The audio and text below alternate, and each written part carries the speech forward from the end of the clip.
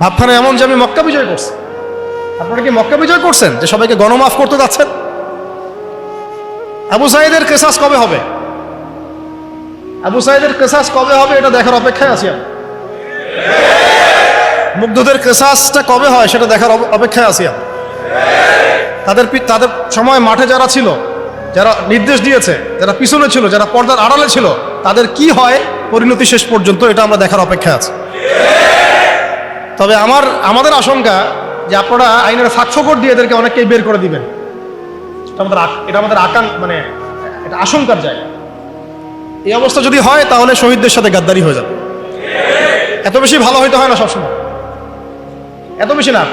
জালেমকে তার শাস্তি দিতে হবেই,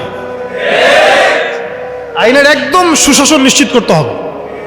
না হলে দেখবেন এরা যদি পার পেয়ে যায়, এরা অন্য সুরতে এসে আবার জুলুম করবে না, কোনো গ্যারান্টি নেই।